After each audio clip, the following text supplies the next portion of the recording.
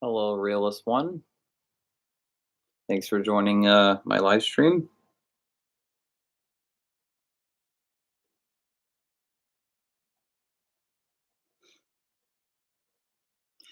Hey guys, what's the stream about? Just to talk to you guys and yeah, just to chat, about anything, whatever you guys want to talk about. Uh, like I've made so many videos, about this, about that, but I've never got to really talk to you guys like this before. This is really cool, you know. So you guys, we can talk about anything.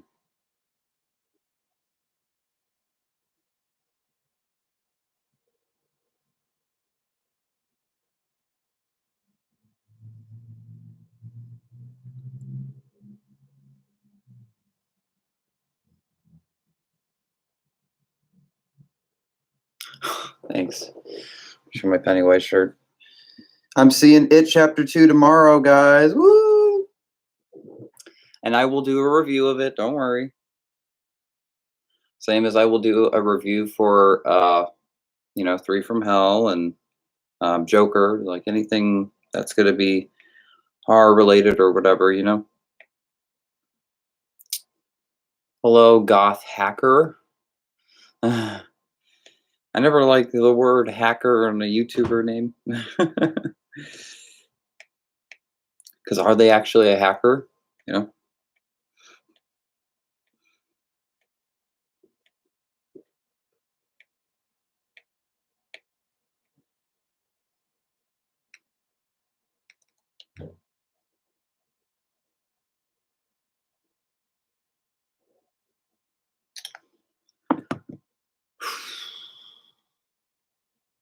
You goth, don't hack me. Yeah. Don't hack us. Please. Uh, okay, awesome. Awesome. It's always been like a scary feeling I've always had with you're a criminal though. Oh, oh my god.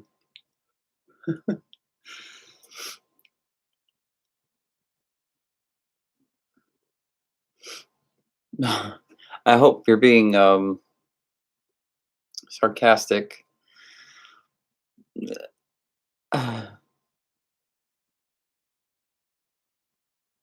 See, guys, something you'll learn about me, maybe you guys don't know about me. I'm really bad at jokes, because I have borderline cognitive slash intellectual functioning. I'm part brain dead. Um, I don't pick up on certain things that other people do. So um, sometimes I take jokes as literal sometimes, and I think that that person's really meaning something. And oh, one time I took a plastic bag instead of paying the 10 cents for it.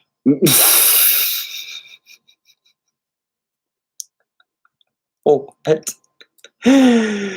Oh,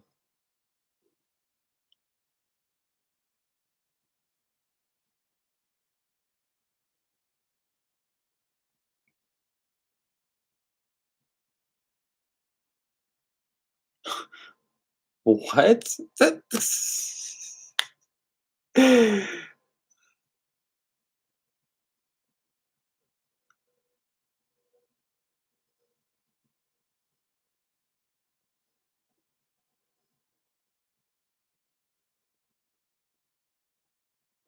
Oh,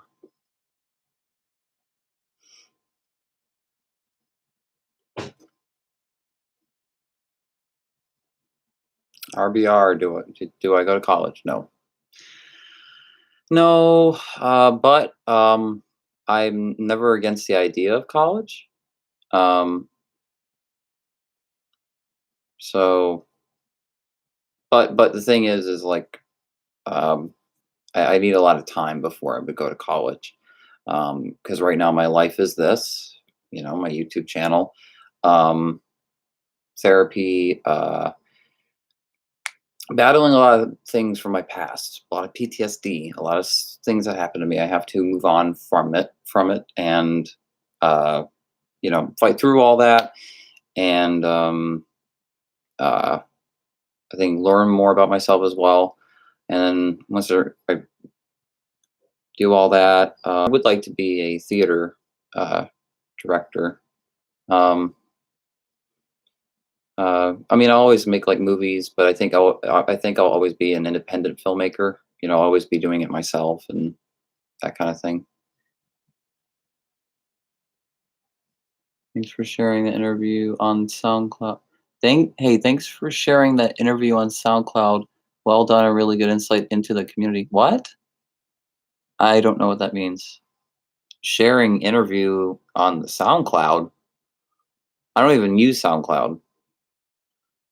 Did I get drunk last night? No comment.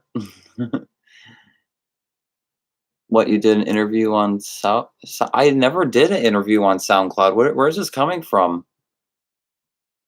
That'd be cool, but no, I've never been requested.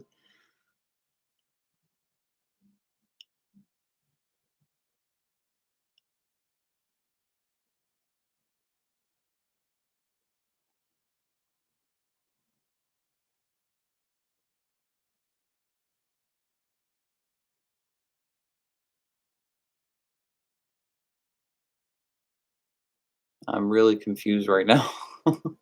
I've never done an interview on SoundCloud in my life, so I don't even know what Gothic Muscle and Fitness is even talking about.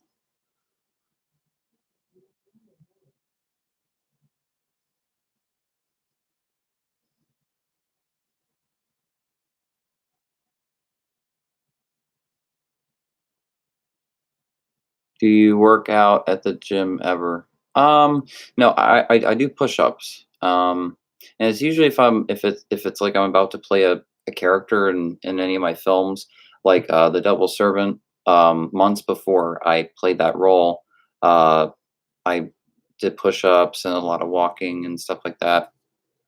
Uh, I have to get fit again, so I'm gonna be doing a lot of push-ups. It's mainly push-ups I do, and I think push-ups are like enough for me. I mean, I would love to, if I had my own personal gym, I would. The thing is like my anxiety is that bad. I can't be around people when I'm working out. I just can't. It's unsettling feeling. I like to be alone. Cool, my friend's Bill does 100 push-ups a day. It's amazing. Yeah, I probably would. I mean, I've done probably about 20, a little over 20 push-ups a day when uh, I was going to play the character when I was playing the character before I played the character Matthew when I was prepping for that role.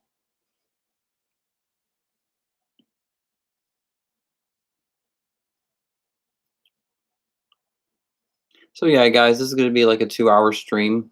So about like 10:45 or like 10:30 around, like around there. I'll get off here. But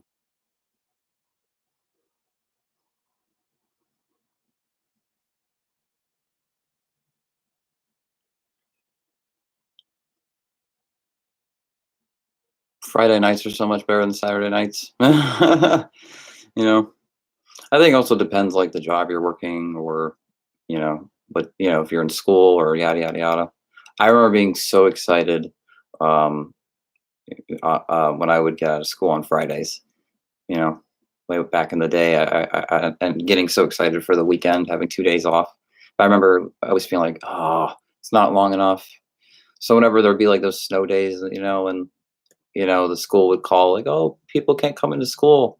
It was like the coolest thing ever. It chapter 2 It chapter 2 was pretty decent in my opinion. It was pretty faithful to the book more so than the Miseries. Okay. But it being faithful to the book, is that a good thing though? Like the tarantula, I need to be prepared. I need to be prepared if that is gonna be in the film. Do we get a giant tarantula in this movie? That's the only thing I wanna know. I don't wanna know anything else. I just wanna know about the tarantula. Do we get the tarantula? Or did they do something better and smarter? Did Stephen King have involvement? Did they do something? And if they did do something different, don't tell me. But I hopefully they did because to me that's what killed that TV movie and the book for me personally. That he was all this shape shifting stuff. I didn't really like that. I always liked that he was just a clown, you know, and he had the power to change anything he wanted to, but he loved being Pennywise, and that's what made him so chilling. Him turning into this tarantula or all these different things, it's not as scary. The old lady, in that teaser trailer, that was freaky. If it's done well like that, then okay. But I've never been a fan ever as a It fan, as a Pennywise fan of that part of the story. I acted before I played the Dookie Man. Oh, cool.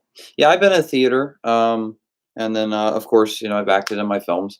Um, it's not easy. I mean, it can be fun because you're playing something you're not, and that's always fun, uh, and something fun about that. Uh, but there is pressure there, because if you act bad, people are going to say, "Oh, what a bad actor." Like, people like really pay attention to bad acting, especially me as a director. Like, I don't like bad acting. It's that, this cringeworthy feeling when there's bad acting. Especially when like production value of a movie is so good and like the music's so good, everything's there but the acting, and it just shows you how important the acting is to a movie. And that's what I've learned honestly with all my films is good acting is what great acting is important, in my opinion. Because if you don't believe your these characters, you don't believe who they are, they feel fake, then the movie feels fake. Um, who is the Dookie Man? Does he spell funny? Yeah, I don't even know who the Dookie Man is. When I played the Dookie Man, I was like Santa Claus. I just climbed down the fireplace and left a big dookie on the rug, and then I broke their plates and ran out. Wow, what an interesting play. Very, very fascinating. Favorite non-horror movies? Oh, good question. This is so cool. Oh my God. Oh, you're funny. Um, Favorite non-horror movie, horror films. Oh, well, Godfather's number one. Godfather 1 and 2. Really, Godfather 1 and 2 are one movie to me. You know, I'd honestly would love if like Coppola would make a super cut of Godfather 1 and 2 and like would disclude the third one from the box set. And it would just be this box set of the first two and it would be the super long super cut, you know, and there's no credits or whatever, just you know, that would be pretty awesome. Um Second favorite would be Scarface for sure. Um I love Scarface. Uh I love that movie as a kid, and I don't know, it was really intriguing. What I loved about Scarface was the ending. I've never seen the main character of a story on that level in any film in my life yet. When I watched that film where the main character died, and that was just that. I just never seen an ending like that, but it was so chilling, and it intrigued me that concept and the with story writing. Um, Third would probably be The Dark Knight. The Dark Knight is a masterpiece, okay? Guys, that is like the greatest. Feel free to agree to disagree. It's like the greatest comic book film ever, still to this day. What Christopher Nolan did, what Heath Ledger did, Christian Bale, Michael Caine, like they made such a masterpiece. And like, how do you get that right? And that movie came out a year after Spider-Man 3, when that film had three villains and failed. And then DC was like, yo, this is how it's done. So you had like Two Face, you had Scarecrow, you had Joker in that movie, and they did it perfectly. It didn't feel forced with three villains and stuff. How many DC or Marvel movies can make you feel that way? It's the reason why Endgame was so great is because it was one villain.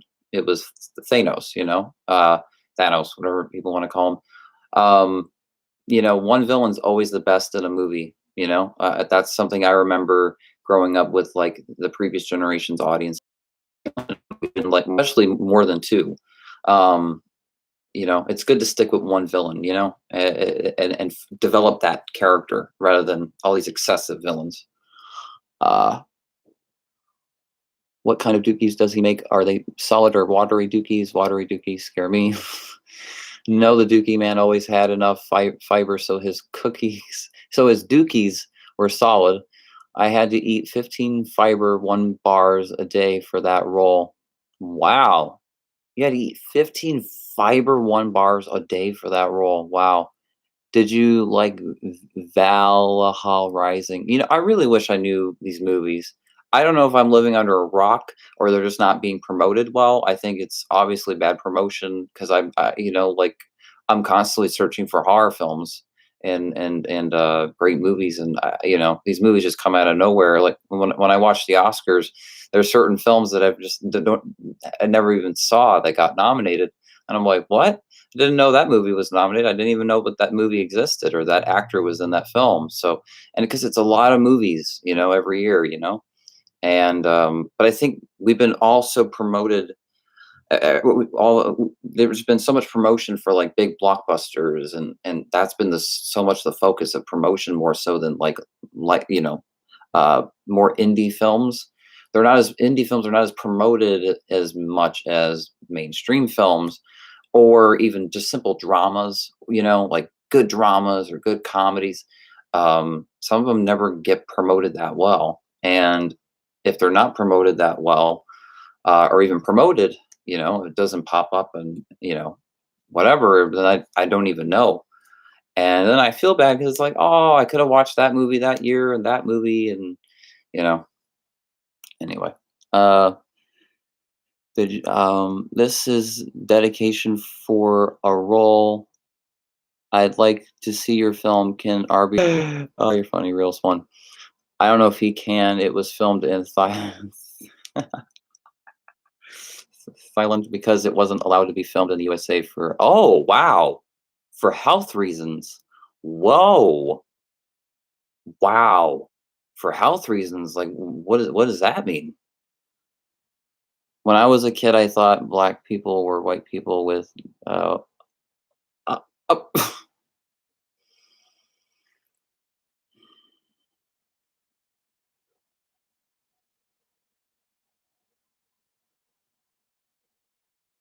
all right, realist one, you need to tone it down a bit. I don't like those kind of jokes in my. Yeah.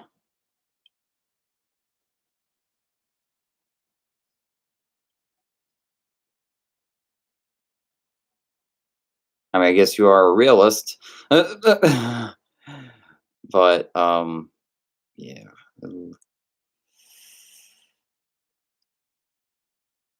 Diversity, Wanter, Warlock, handmade for the reasonable price. Cobra on Etsy. Hands on Etsy. What's Etsy? Cob Cobbercraft? What? What is going on in my chat log? I mean, in my live chat stream. What's going on? Okay, I'm sorry. I'm from Germany, where this may have been lost in translation.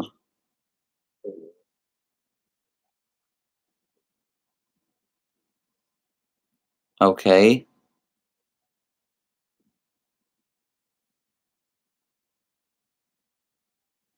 Copperpop. You guys want me to just like say these words like all weirdly or Crombie Rock?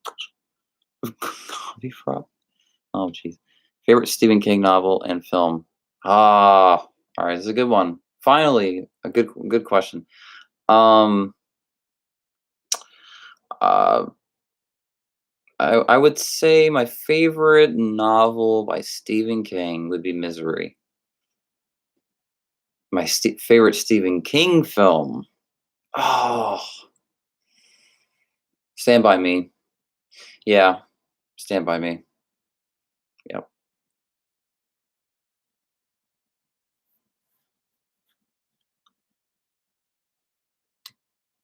Oh, and then if you're asking about other movies that I love, outside of horror.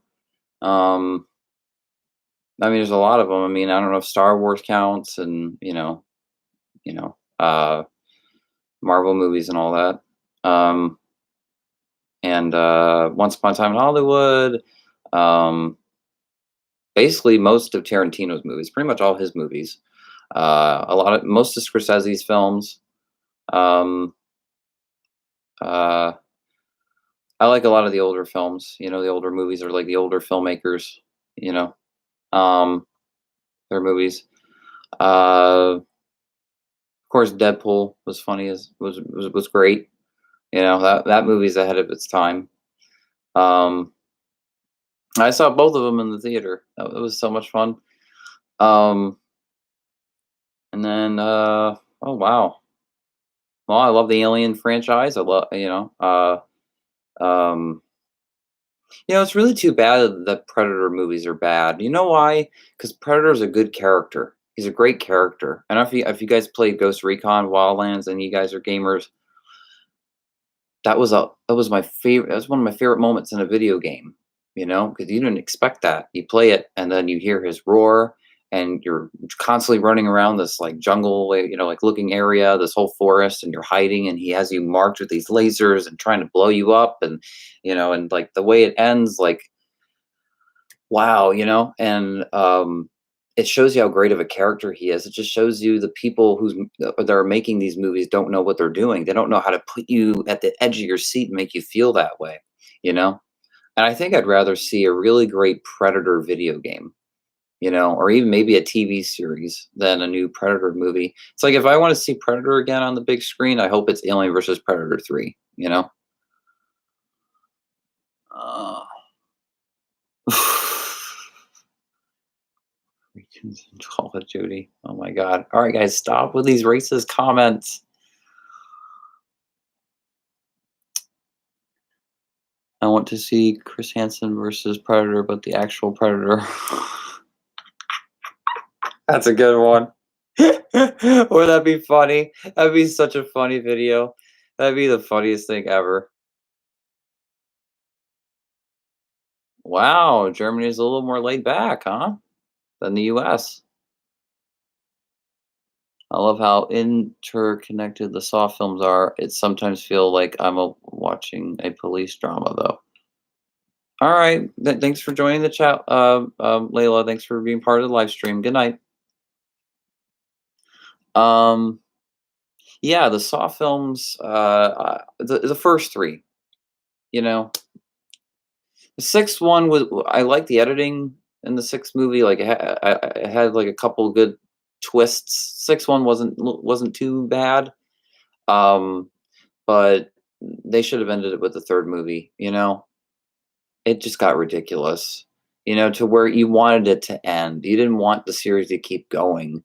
And that's the worst thing ever. It's like the Halloween franchise keep on going, and it's like, okay, you know, at least Blumhouse knows when to stop. There's an actual end title.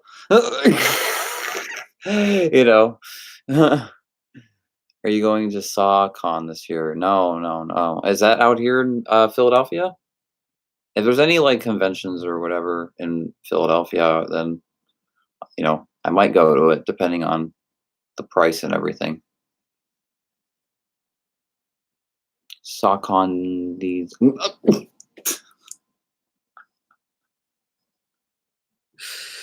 Oh, jeez. Oh my god.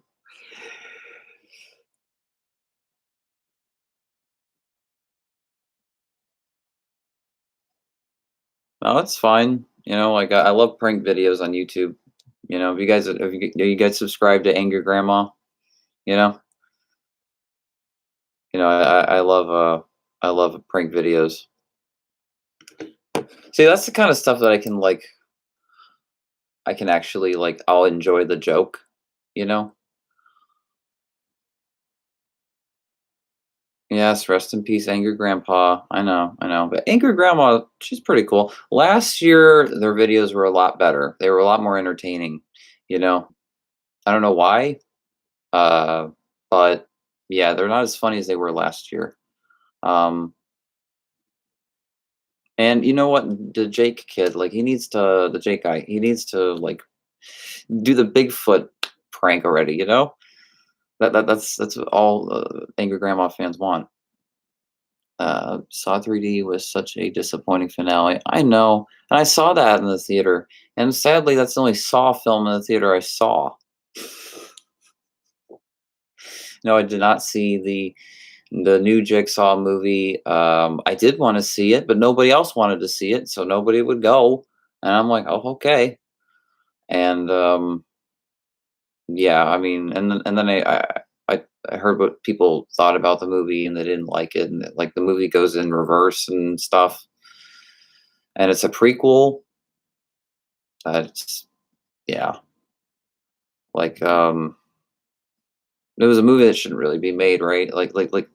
They should have, like I said, they should have ended it with Saw 3 and left it there, you know? Seriously, do an Eddie Money cover? What? Who's Eddie Money?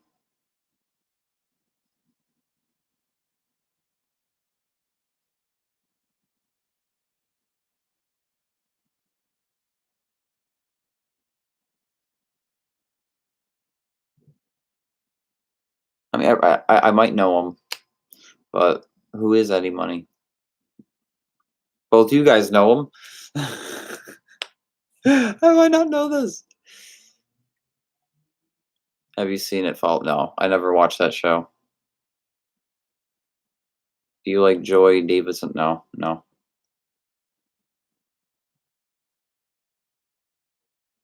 Famous singer from back in the 70s. Oh, yeah, yep, yep. I'm not a singer. Looking at your picture. Ooh, you have a picture of a crocodile's eye? Cool.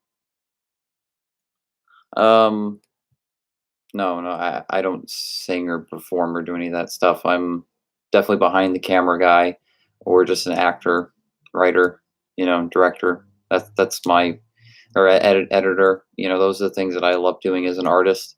I'm not even maybe closed-minded to the concept of drawing or painting in the future of my life. Uh, but no, no, no, I don't like to perform music. I love music. I love music very much. But do you reenact any famous scenes? I do. I do. You know what? And I've always thought about like uploading them because it's like I nail it to a T. You know. But you know what's the coolest thing is I have an old VHS tape of me. Um, that's in storage, sadly still. I hope that tape is still doing well. Um, but it's a video of me imitating the Titanic scene. This is an old videotape of me as a little kid in like 1998. And it was 98 or 99. I think it was 98. Um, but it was the scene when Cal's going after Jack and Rose and he's shooting after them and he like falls and all that. I hope you enjoy your time together. And like all that.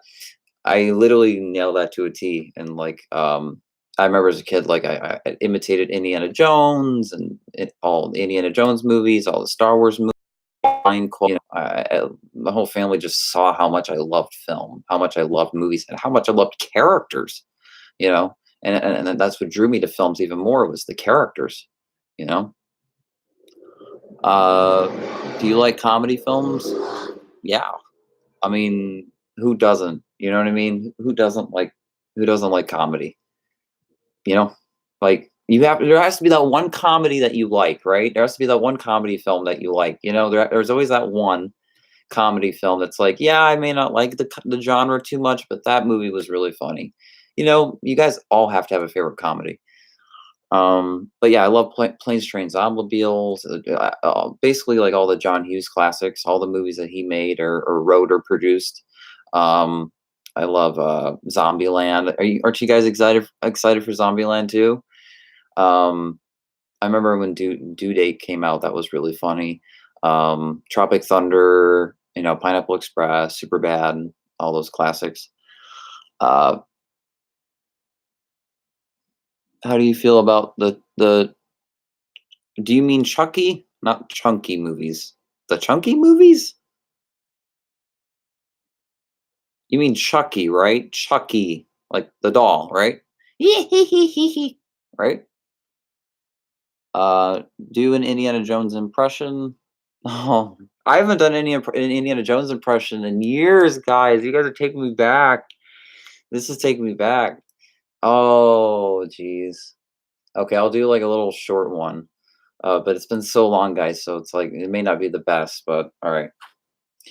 Fortune and glory, kid. Fortune and glory. And that's still better than the new Han Solo, but by the way. Um, yeah, I mean, like I don't watch comedies excessively, but if a good comedy comes around, I'll definitely watch it and enjoy it. It definitely takes a good comedy, because there's a lot of bad ones and that can waste your time. But if it's that funny, it's fun to watch a fun comedy. Um, Dookie date. I only watch action movies and Dookie films. I'm a Dookie actor. Well done. Nice. Okay. Oh, you guys are funny. This is so funny. Oh, jeez. By the way, guys, I don't like long hair, and I have to grow my hair out for my next character, and that's why I'm like touching my hair and stuff because I hate long hair. I really do. I love my short hair. I'm going back to it because there's another character I'm playing right after that that has short hair. I'm gonna shave this off. Like I don't like long hair or hair on my face. I really don't. Favorite Spielberg film? Okay, good question. Good question. All right. Um, Favorite Spielberg movie? Jaws. Jaws. Jaws, Jaws, Jaws, Jaws, Jaws. And you know why? Because sh I'm not a fan of shark movies really at all. Deep Blue Sea was funny when I was a kid when I watched that. And then now shark movies have gotten ridiculous with Sharknado and all that stuff, it's kind of gotten ridiculous now. Really ridiculous, you know. If anything, they should make a really good shark film that's like really like Spielbergy. They go back to like the way the first Jaws was, and go into the storyline that what sharks are now going in lakes now, from what they've been saying. Like they should make a film of that, and that's literally happening. It's not like, oh, a shark going into this lake. That's actually happening. It'd be intriguing to see that, and it'd be kind of educational. But it would scare people from going into the lake, just like how people were scared to go in the ocean in the first Jaws film. So it's like these shark movies they can't compare to Jaws. Jaws was that great. Um, and what was so great about that film wasn't about the shark, it was about the characters. It was that scene when they're on the ship and they're singing, they're showing their scars and stuff, and they have their backstories, and and those character development. That's what was so great about that film, and I think that's what shark movies forget is great actors, great characters with these shark movies. That's the only way you can make it work, and you need to focus on the human characters more than the shark itself. Don't show the shark much because that makes it more suspenseful. That's what I love about Jaws. That's what people. I went to the re-release of Jaws and it was packed. Not one seat was empty. So people still love those kinds of movies.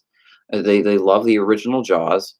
Do what works, and if it ain't broke, don't fix it. And it's really sad to see all these excessive, goofy shark films when they could be making so much better movies. And I almost wish Spielberg would come back and like do his own Jaws too. That he originally intended. Um, you know, uh, but yeah, that's why Jaws is my favorite. He's made other great movies. I love Saving Private Ryan. I love Schindler's List. I love um, Jurassic Park. Uh, I mean, Spielberg's a masterful filmmaker. Uh, I love pretty much all his movies. E.T. I like more of the '80s, '70s, '90s Spielberg. Than more so who he is now as a director. But the last Spielberg film I remember that really got me was Bridge of Spies with Tom Hanks. That was actually pretty good. But I have yet to see a Spielberg film again that was good like that.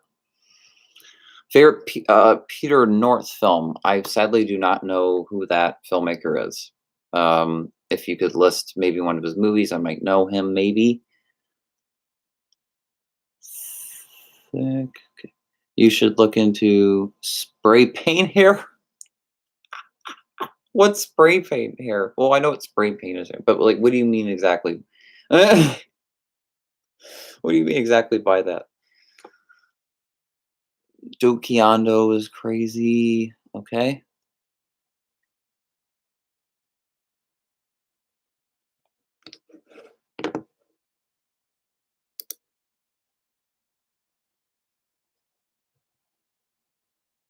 Um, yeah, Shark movies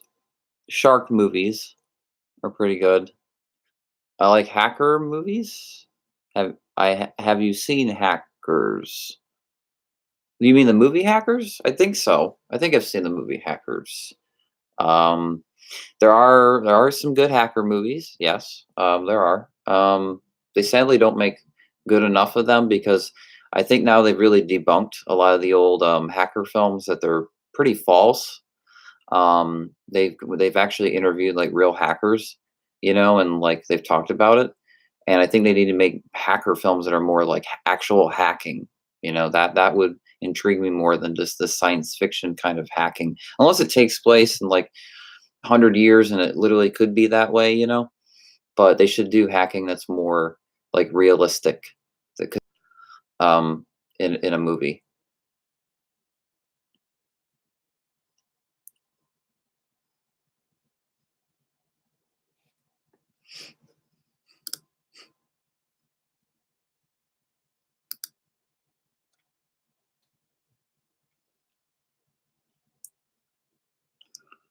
What's my favorite movie? Okay. What's my favorite movie? Godfather 1 and 2. I consider that one long movie. Godfather 1 and 2. Second, Scarface. 3, The Dark Knight. And honestly, though, I really love Avengers Age of Ultron. I really do. I think it's extremely underrated. I saw that movie like 3 times in the theater, and I watched it nonstop when it came out. And I'm not even like a big Marvel fan. Like there's certain Marvel characters I do love, like Hulk and Spider-Man, and the basics. There's certain Marvel characters I do enjoy, and these Marvel movies are amazing. And Spider-Man is one of my favorite, superheroes. But I'm a big DC fan. Yes. So, it definitely surprised me, and what I loved about it was James Spader. I like James Spader in Age of Ultron more, uh, than any other villain, in movies, I think since The Dark Knight. James Spader was amazing. Like, how do you perform that great of a character like that? A character like Ultron, how do you pull that off? And James Spader pulled that off. And that CGI is still phenomenal. Um, so yeah, Age of Ultron would be up there too. It's just awesome, and I love when Scarlet Witch is going into all their minds, and you see like their worst fears and stuff, and like their past, and like you see a little bit of Black Widow's backstory. That was so cool. Anyway,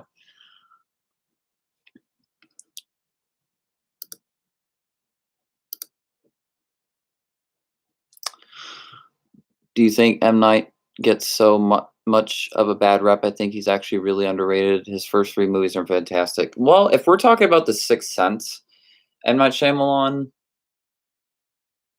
he was a really, really, really good director. You know, and Signs actually was that scared me as a kid. I actually was pretty intrigued by Signs as a kid. I was like, "Whoa, Signs!" It's like, "What is this?" Um, do you think adult platforms have recognition nowadays? Um, so M. Night Shyamalan, I did like his first 2 films really. Um, so I will agree with you, but then he if your movie's bad and then your next film is bad and then your next film is bad, what are you doing? Stop making movies, you know? Learn from what you did bad from the last film and do better than that, and also do what works. If people love The Sixth Sense and that part of your filmmaking the most, they don't wanna see you do anything else but that kinda style, stick to that style and do something that's really smart and creative and good, and not that, like, Lady in the Water. And then he screwed up Avatar. That maybe no, was it Avatar? In the last Airbender. I grew up with that show and I loved that show. And I would I remember being so excited when that show would come on. And then he just ruined my childhood with that movie more than Disney has with Star Wars. So I do not like M Night Shyamalan, but he has come around with his newer films with like Split, you know, and Glass. Those are pretty good. So if he can stick to that kind of filmmaking, like Split Glass, Sixth Sense, Signs, if he can stick to that style, great, But sometimes he just makes these bad films that are so bad, you know, and it doesn't make sense, I mean, as a filmmaker, you don't know sometimes if a movie's going to turn out a certain way, but he's got like a Hollywood crew, he's got the Hollywood cast, he's got everybody, you know, and he can make the greatest film in the world if he wanted to, but he decides to make Lady in the Water. Uh, I am the U.S. Dooku Caesar. I have received multiple reports of your channel infringing upon the rights of Dookie lovers. You are now required to pay a 4,000 fine. What? Oh my God.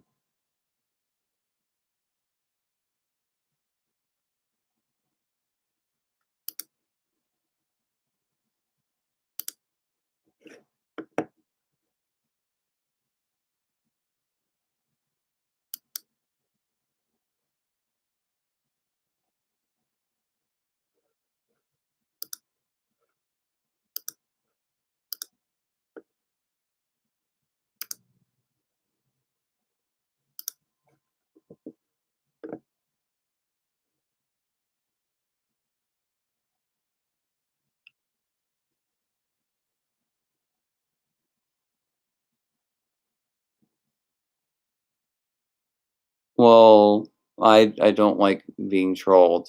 I don't like that. I really don't. So, okay.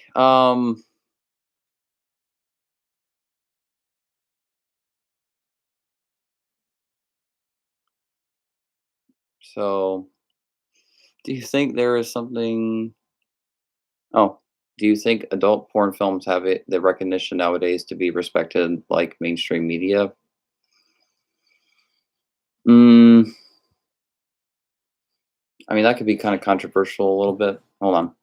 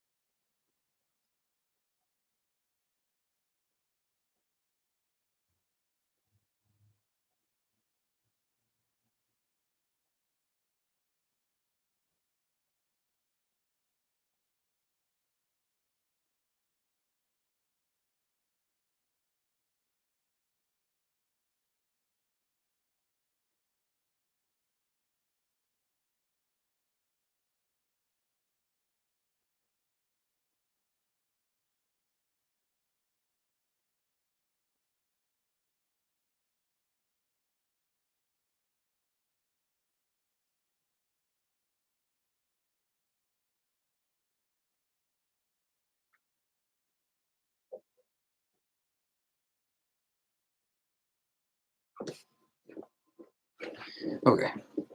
Um, okay, I'm back. Sorry.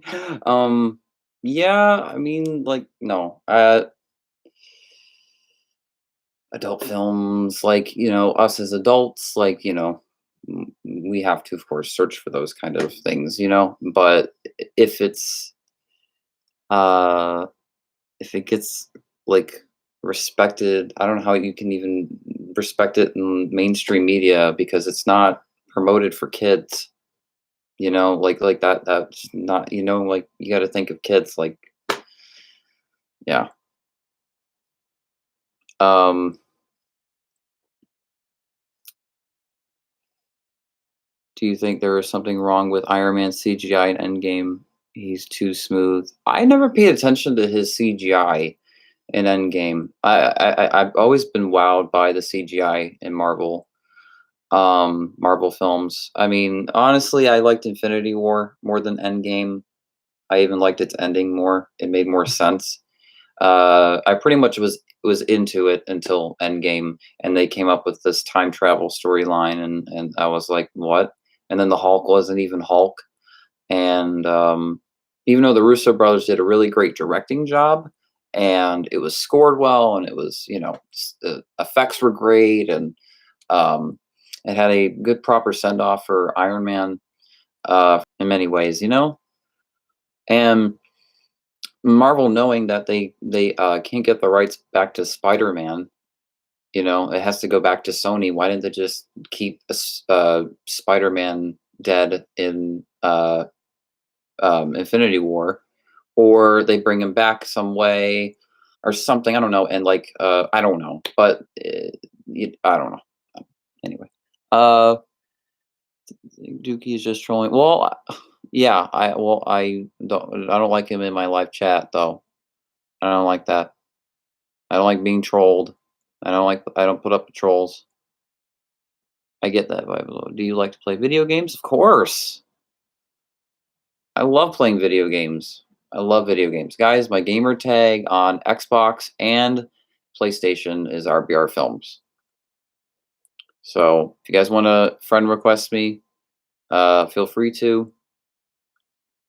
Um, and if you want to um, play game any online, let me know.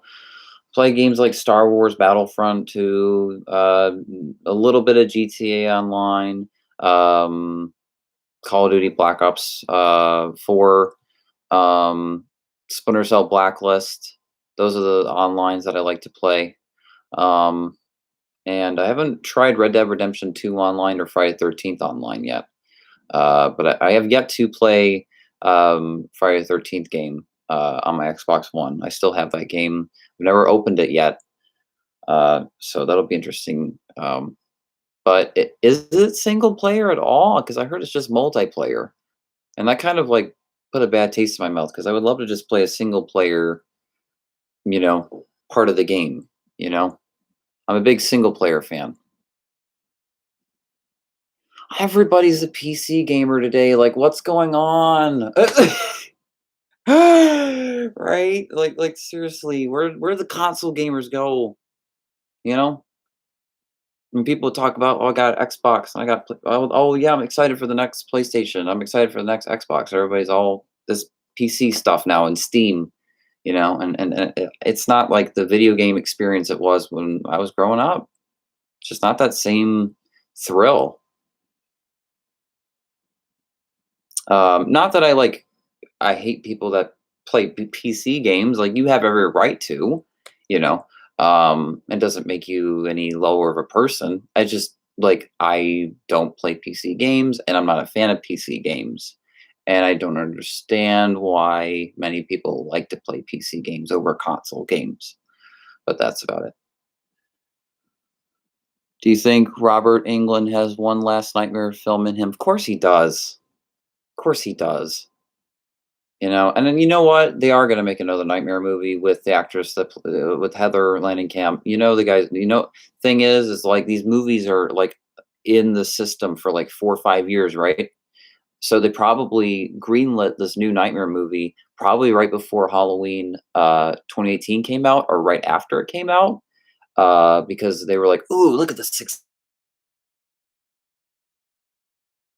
Nick Castle. Let's do the same with Nightmare on Elm Street. Let's bring back Robert Englund and Heather Langenkamp, and let's make more box office money.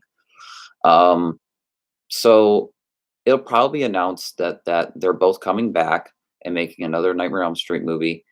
Um, but it won't be probably for another year or two. But it's definitely, you guys. I have a feeling it's definitely in the works, s- behind closed doors. I think it definitely is. I think they're just probably looking for the right writer and the right director. You know, and if they indeed do make that movie, I could see it making more than the new Halloween film. I could see it making 300, 400 million. The thing is because in the 80s, the Nightmare on Elm Street movies made more than Friday the 13th and Halloween. So I would think that it would make more. And I love a Nightmare on Elm Street. I just love the storyline of Nightmare on Elm Street. It's too bad that it's gotten the treatment it's gotten. I used to play PS2, my all-time favorite console. Yes, PS2, PS2, PS1, Xbox 360, guys. And the Xbox 360 was amazing. You guys will never, I will never forget Xbox 360. That that was so cool. That was the first time I was introduced to HD Gen, and it was phenomenal. And I remember when I first got Splinter Cell Double Agent and Splinter Cell Conviction and GTA 4 and all these games, and I was like, oh wow, the Xbox 360, you know, showed that world to me for the first time. So it has a certain place in my heart. I was a teenager. I was 14, 15, 16 when I had a 360. 17, I remember when GTA 5 came out, and the midnight of that, and yeah, it's awesome. Um, I've yet to play a console again that had that same impact, because the PS4, it's okay, you know. I like the headset thing. I like the headphones, and I know it's easy access, but the Xbox One, personally, in my opinion, I like more. The Xbox One X is awesome. I love it, and the quality, the graphics. If any of you guys played Red Dead Redemption 2, whoa! And I played half of the game before they did that update where they had to lower down the graphics because it was taking up so much gigs. And but those graphics were insane. It looked real. It looked like real life. You know, like way to go, Rockstar, with that. I still got my fat PS2. Oh, yep. I got the PS2 Slim when that came out. I remember my dad didn't get me the PS2 until later on. He was like, "Oh, let's wait till the Slim comes out." And I was like, "Okay." And then he got me the PS2 Slim, and it was easier to move around. The PS2 Slim, it was a very easy console to move around, and yet I could play all the PS2 games in the world that I wanted to play. Um, so that was fun, and I could play movies on there. The PS2 Slim was awesome. I think the PSP is highly underrated. I still think the PSP is better than any Nintendo um, portable console to this day. Still, you have Manhunt 2 on the PSP, and plenty other classics that aren't accessible anywhere else. How old am I? I'm 24. I just turned 24 yesterday. Who, me? Oh, hey, hey, Raymond Martinez. Hey, hey, keep it, bro. Yeah, yeah. Do not get rid of your PS2 because that'll become a rarity one day. And watch, people are gonna go on eBay and try to buy it, and you could put it up there for like 1,000 or 2,000, and 3,000, and then in the next like 20 years, or 30 years, and make huge profit that way. So like, don't sell it, or just keep it for nostalgia itself. Stupid hair. Thank you for wishing me happy birthday.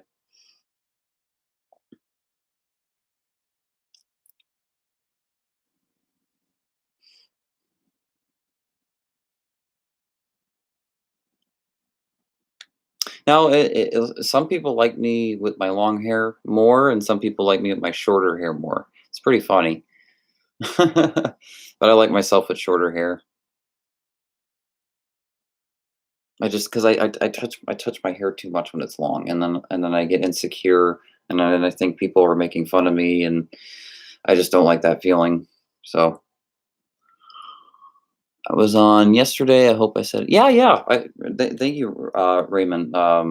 You were on the live chat last night, and thank you for being a part of that. That was awesome.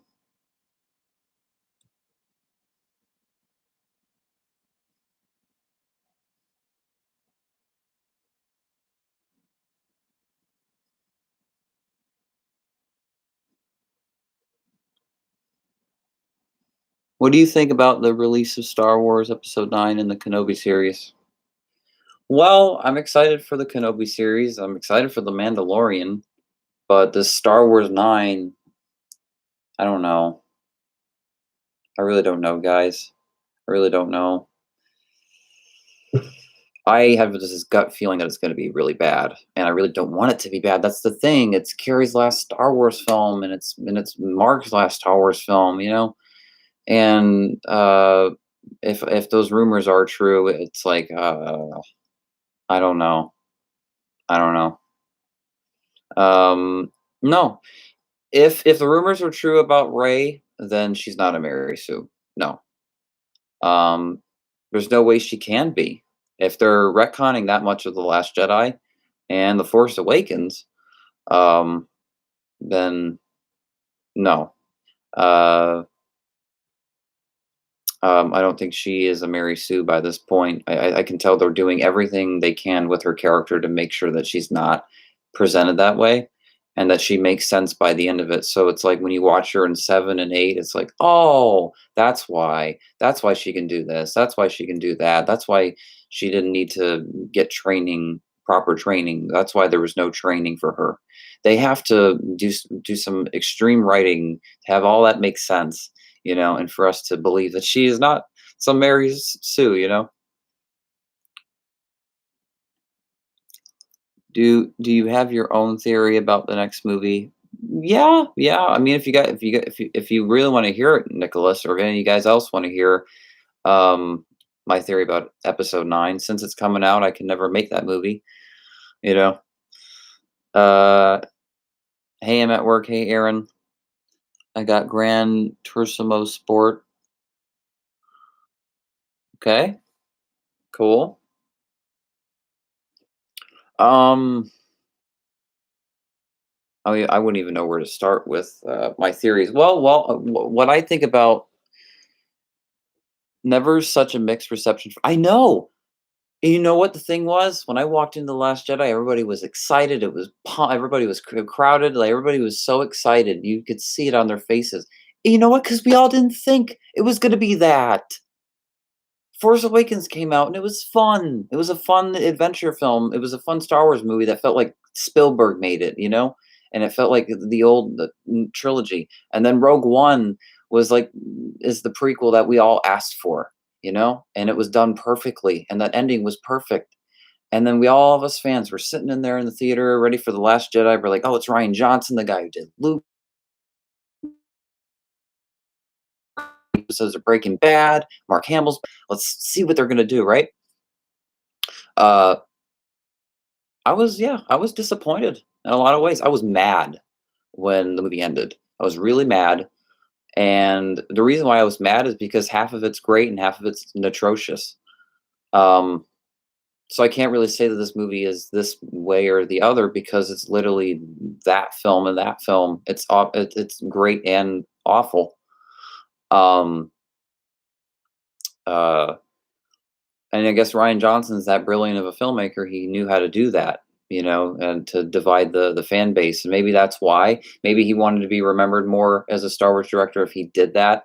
Because nobody talks about Gareth Edwards anymore with Star Wars, or Tony Gilroy when he came in for reshoots for Rogue One, or even Ron Howard. People don't talk about Ron Howard anymore, but people still talk about Ryan Johnson every day about Star Wars. Why? Because he made the most fan divided Star Wars film. He wanted to make the fans that mad and please the fans that much, and create this insanity that's it's become. Um, but yeah. Um, so what I think will happen in episode 9, let's see. What I think will happen in episode 9. Well, you guys want to hear more so my interpretation of where I wish the story would go, or what I think what'll happen from the leaks and everything that came out? What do you do on your birthday last night? Oh, I spent time with Cassidy and mom, and we watched Twilight Breaking Dawn Part One and some movie trailers and stuff. We had fun. Um, I remember seeing you for the first time reacting to the Star Wars Theories fan film. Loved your reaction. Thank you. Thank you. Thank you so much. I know. I need like Star Wars friends, like I need that Star Wars friend support group. You know what I mean? Like, because seriously, like even though I'm such a horror fanatic, I am a horror fanatic. If you guys saw these posters, if I had a webcam I could move around that wasn't built in, I would show you guys these posters.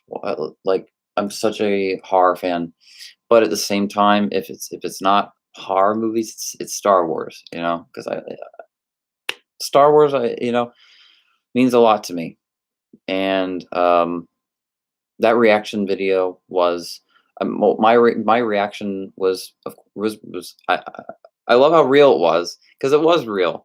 When I was doing the reaction video, I'm like, okay, I want to be as real as possible, no matter how good this movie is, no matter how bad this movie is. I just want to be real about it. I don't want to be like I don't want to sugarcoat anything. So by dropping, I did not expect that for a fan film. And that just but that or a Vader quote, but that I will not be denied. Like that is so epic. There's so much dialogue in that movie that is so Star Wars and so good. And like the scene when Vader's kneeling down and the Emperor is holding Vader's lightsaber and he's like pathetic and rise, Lord Vader. You need to go fight Mace Windu on Naboo. Like it's like the coolest fan film ever. Um, and I cannot wait till his next episode. And I'm gonna be doing a reaction to that right when that comes out. And I hope people enjoy that reaction vid as much as they enjoyed the first one. Do I watch Geeks and Gamers? Yes. Yes. Yep.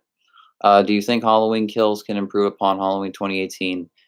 Yeah, because of its cast. They're bringing Lindsay back. They're bringing back Shark Brackett. They're bringing back like everybody, guys. So, uh, you know, Halloween Kills can be pretty amazing, and I think that like it's gonna be set in the hospital, you know, and they're gonna do something where Lori sets traps in the hospital or something, or like she goes crazy and like shuts the power and like the cameras, and she knows he's on his way to the hospital, and it's like her remembering. Well, no, because Halloween 2 isn't canon. That's right. I keep forgetting. Um, But they could still do something like it as a tribute to the second movie, maybe Laurie had an idea, or I don't know. I would love to see a flashback, and I would love to see them use real footage of Donald Pleasance and try to bring him back, kind of like what they're doing with Carrie. Because if they bring him back that way, it's not really disrespectful because they're not CGIing recreating him. They're just using real footage from the past, and they're just trying to insert him in new scenes. I would love to see that in some form. I think that'd be pretty cool if they can make that work. If they have now they have a bigger budget for that. And I would love to see something like that, like a flashback with like remember the Halloween remake, when Dr. Loomis was interviewing Michael and he's like, hello, hello, hello, can you talk through that? I would love to see a scene of Donald Pleasance and the young Michael, and literally just like the young Michael just staring, and they get literally the best lookalike actor, that from like the kid that played him in the original in '81. And then and like they do something so like smart with the writing. You know what I mean? Anyway, about episode 9, how I think it'll go. Um, Chewbacca's gonna die, you know. And if Abrams does, like, I'm done with Abrams. I'm done with Abrams if that, because you do not go there. You do not. You kill off Han Solo. You can kill off Luke. You can kill off Leia. Oh, she'll die of old age. You know. Um, and but you do not kill off Chewbacca. You do not kill off Chewbacca. If anything, have him just die of old age, and maybe have it like a sad ending, like when a dog dies at the end of dog movies, and it's sad for like the family. Maybe do something like that with Chewbacca. Where because seriously, like how old does Chewbacca live, right? Why does he have to die in battle? We've seen him get injured in Seven and the arm and stuff, and like that made me sad enough. Like I don't like seeing Chewbacca, get hurt. I mean, if he gets injured again, that's fine, but I don't want to see him die. Because his character is not, um, you know, like state is welcome. Like Chewbacca is a great Star Wars character. He's a great Star Wars character. He's one of my favorite Star Wars characters, and he doesn't talk. Yeah.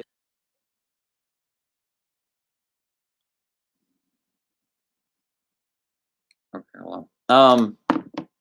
So I think that Ray is going to be being trained by Leia, and the movie starts out right with Luke and Leia training, Luke training Leia, and them wearing masks, right? And then they take it off, and it's what CGI of the original Luke Skywalker. And you know what? That's gonna be my favorite part of the movie is the very beginning of that. You know why? Because like we all love the original trilogy. We all love the original trilogy characters. To see like 1983 Mark Hamill and like 1983 Carrie Fisher, that's gonna be pretty awesome. Especially with the technology now, that's gonna be cool. And then it's gonna jump years later, and it's gonna show Leia training Ray, and that's where Ray is getting all these devices how to train. Like you see her with that, but that was in the Falcon anyway. That the you know I can't remember what that's called, but it's such an iconic thing in Star Wars. Uh, but I think that she's going to be trained by Leia, and then Leia's going to die of old age halfway throughout the movie, and then the story's going to change because there's going to be the wreckage of what the Death Star. It's going to be that moment where they're on. I assume it's Naboo, right? Not Naboo. Not Naboo. I would like them to go back to Naboo, but it's not Naboo. Endor. They're gonna go to the Death Star, and they're gonna find the Emperor's what, like Force Ghost, right? And as Ray and Kylo are fighting, and Force Ghost is gonna possess Ray, right? And it's gonna have all these visions, and it's gonna show that she was the Emperor's granddaughter in a past life, and she got reincarnated, and that's why she knows how to do all these things. You guys remember Mummy Returns? Kind of like what they were doing with that. I think they might do something like that. I could see Abrams doing something like that. Mummy Returns, pretty much, is kind of what I see for Ray's storyline with the Emperor and all that. But the whole I think the Emperor is going to be possessing multiple characters in the film, like the Knights of Ren. I think he's going to go into all bunch of characters, and and Kylo, he's going to like possess all of them in his Force Ghost spirit.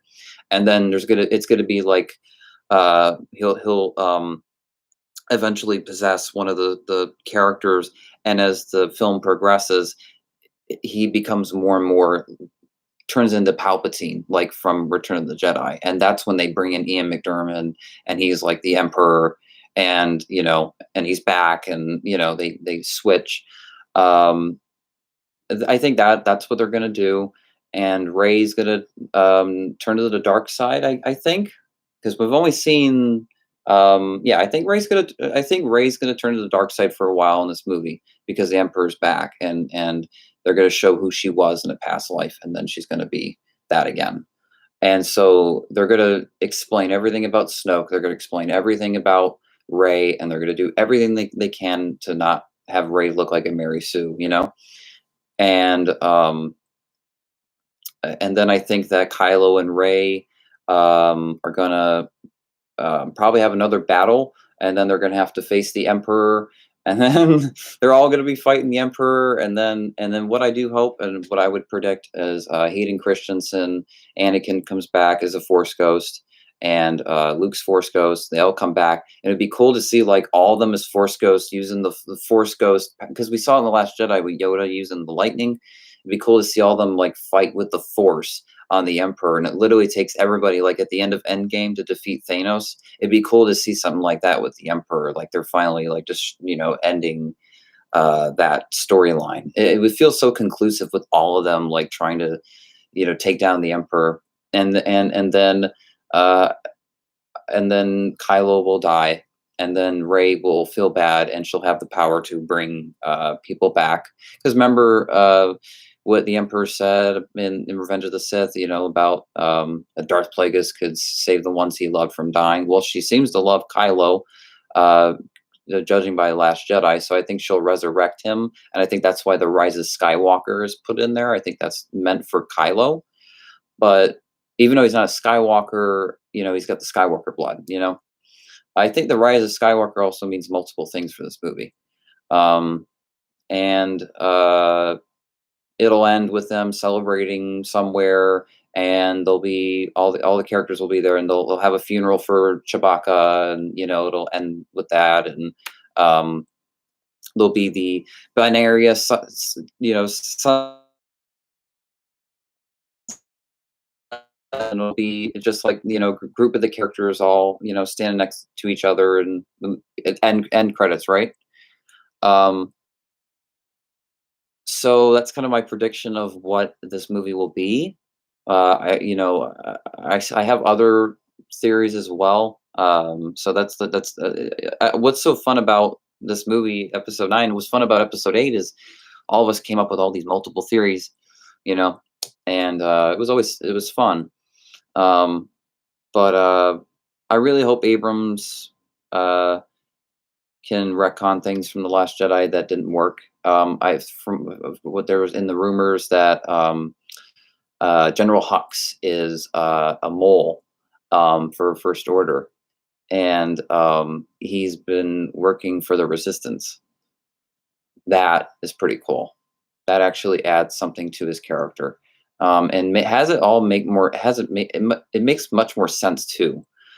But what I do hope is that Kylo kills Hux early on in the film, and it shows that Kylo means business this time, and it's like right when he gets his mask back or something, right? And he just like chokes Hux, or and he's just like does something like Vader, because we've never seen Kylo force choke a general yet like that. Because in Force Awakens, he like used the Force to like choke the one of the generals, and he's like, "What girl?" But we never seen him do this, and it would be cool to see that with Hux, and it's like, you betrayed us in the most ultimate way, and it'd be cool Adam Driver and Domhnall Gleeson to both have like a scene like that. They would have like, yeah, I love their chemistry. They have great scenes. So um, when are you going to make another film, and what will it be about? What do you do for your birthday?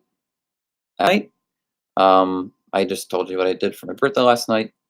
Um, uh, well, my next film is Halloween New Blood, which you guys have seen the trailers for, I assume, right? Go to my channel. Uh, First movie that I've co-directed and not mainly directed, which was fun. I co-directed it with my sister.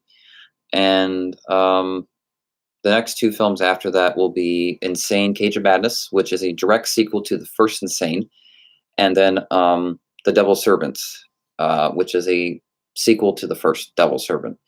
And those are the films that are in the all in the works and everything. And then I'm going to take a break for a while after that, especially that I'm going to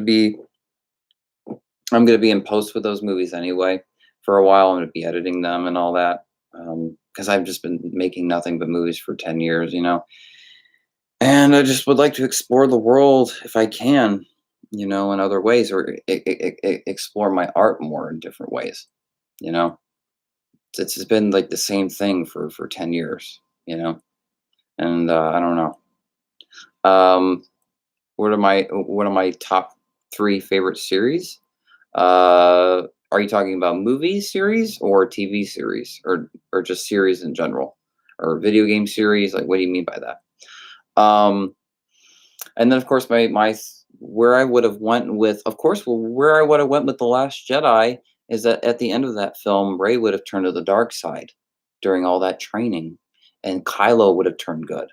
And the movie would have ended seriously with them about to not a laser sword fight, lightsaber fight, and they're on the island and they're about to fight each other, and she's got Kylo's saber and he's got the Luke saber, and they're about to fight, and right before the lightsabers clash, it goes to end credits.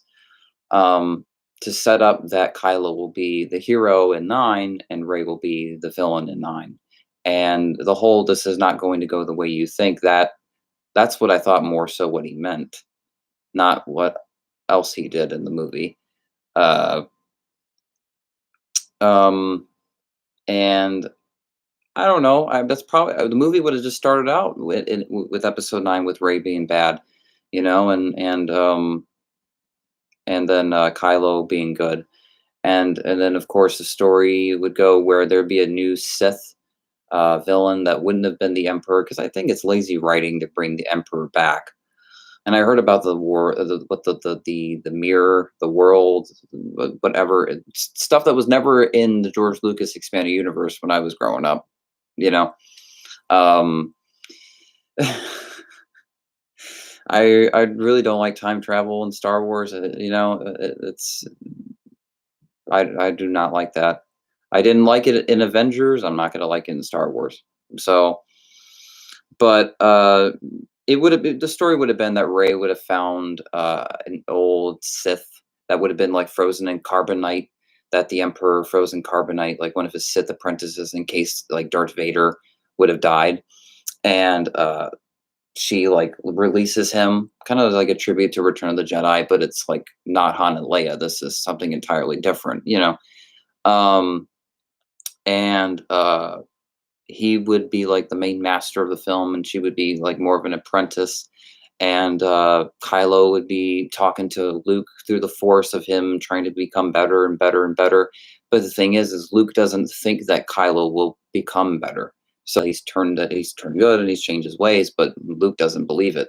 Um, so there's that constant. You see that like that kind of story arc of a character that's trying to be redeemed, that's trying to change their life around, and yet nobody can like forgive them, still, even though how much they've grown or matured. That would be something very interesting with Kylo's character and like his struggle mentally, and seeing him struggle with the light side and the dark side much more, I think would be very fascinating. And then you could see flashbacks of him, before he went off, to train with Luke, and more so who he was, and maybe flashbacks with Han, or a flashback with Han, or something where he talks to Leia about how he feels about his dad, and kind of go back to that himself, that part of himself. And then of course the First Order is trying to defeat the Resistance, and then the Resistance is trying to fight back, but they can't. So they've been in hiding for like years. The story would take place literally 5 years later. It would jump years ahead, especially because The Last Jedi only took place literally 30 seconds after The Force Awakens ended, or a few minutes. It was, yeah, which I did not like. Um, so the story would jump ahead, and it wouldn't start with any flashback. It just would start like any Star Wars film, like how a Star Wars movie is meant to start. And um, yeah, so then you see Kylo and Rey fight, and she's now like a Sith, and he's good. So they have like, finally this lightsaber fight. So not only you get one in the beginning with them on the island, but then you have one where she's not. No, no, I wouldn't put that still at the very beginning of 9, even if that was the ending of 8. But yeah, Ryan Johnson really messed this all up. He really did. You know, uh, of course, Kylo would reconnect with Yoda and all those characters, and Yoda would more so believe that Kylo has changed his ways, but it's almost like no one will accept that because he killed Han and all that, you know? So he would sacrifice himself like at the end of the film, and Rey would eventually like become good later on. Um and by the end of it, she would kind of like snap out of it, and both her and Kylo would defeat that Sith that the Emperor had. And I would probably use a villain from the expanded universe from George Lucas, from those like old expanded universe novels, rather than creating a brand new villain. Because if it's a villain that was from the expanded universe, that's more fan service, and it's I think better taste in fans' mouths than just some new character Disney would create. You know, if it's a old expanded universe Star Wars character, and they're just literally trying to bring that to life and not trying to disrespect that character in any way, you know, that's pretty cool.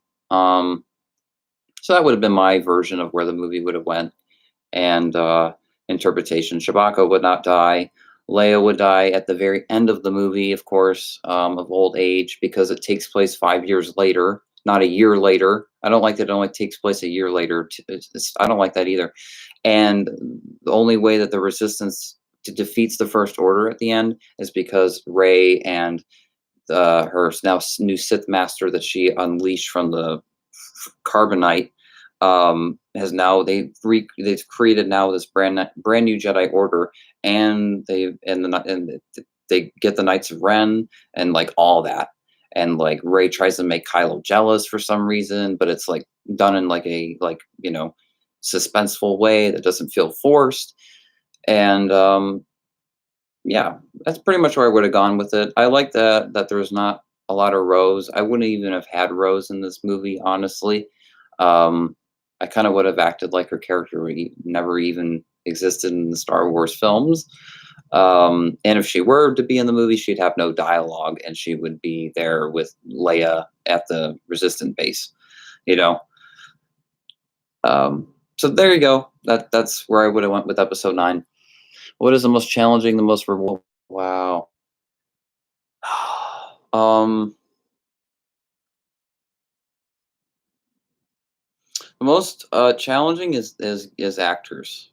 You know, getting everybody gathered and have them all show up on set at the right time, and to shoot it in their schedule and get it done when they need to leave for school or work or whatever. Um, that's always an extreme challenge. Is that?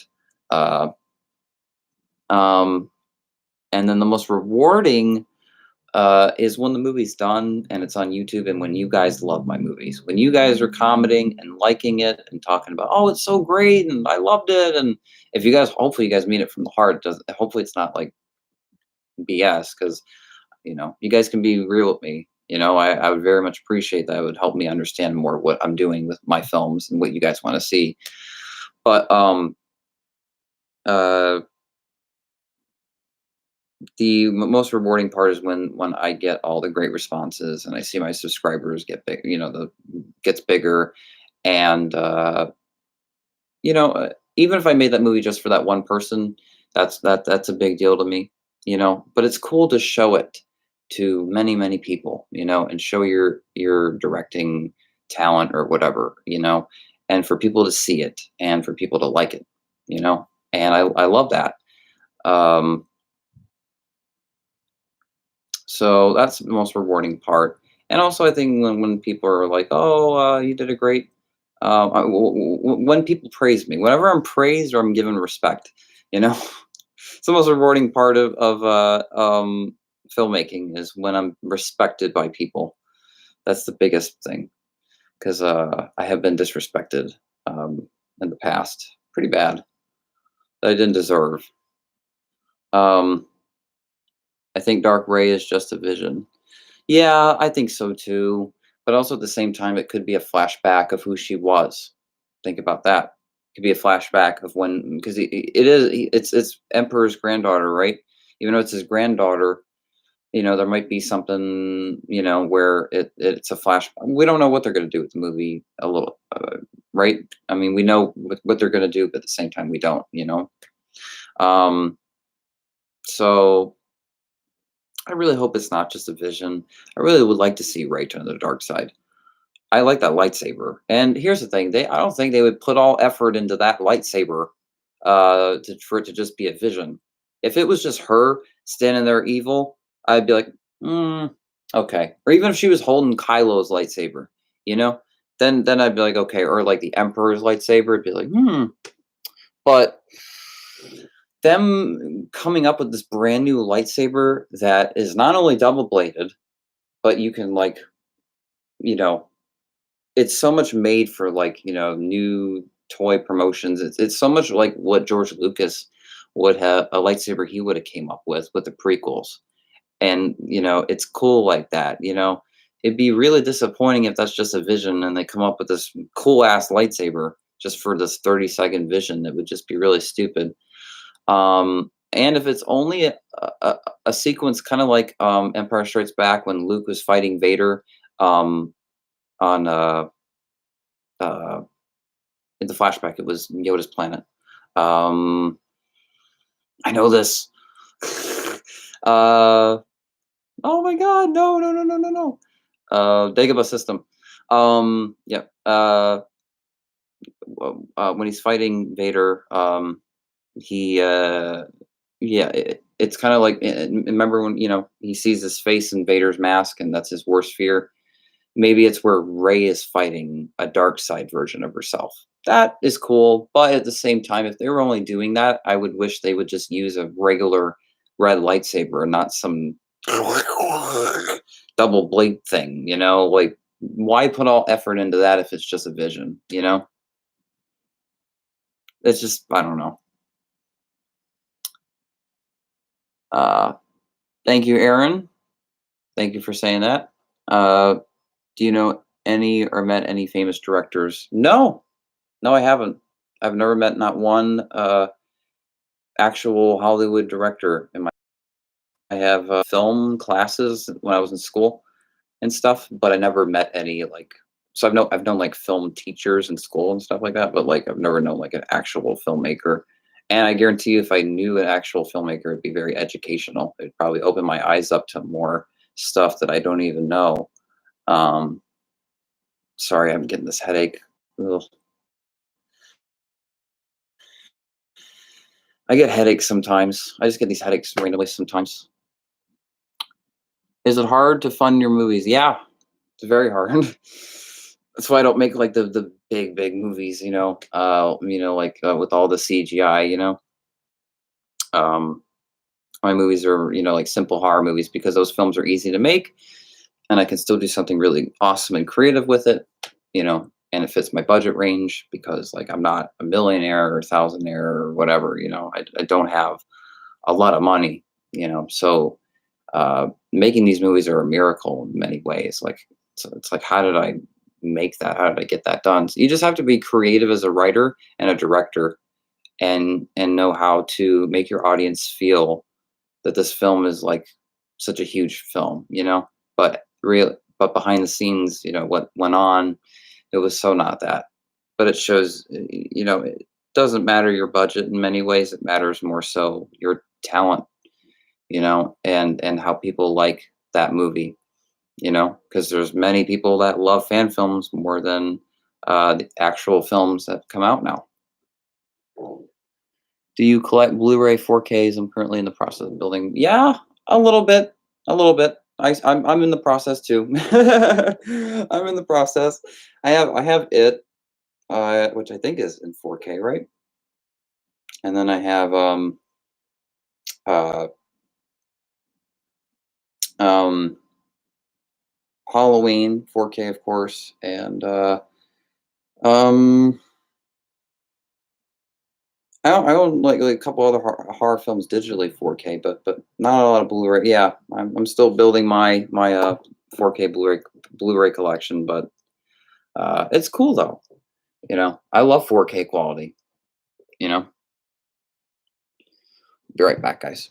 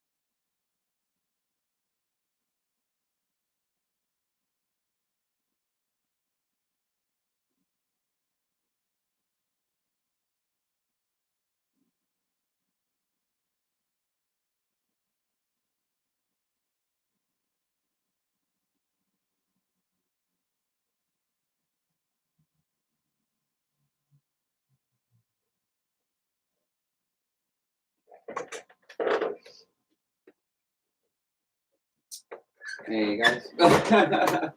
Thanks for the patience. Sorry about that.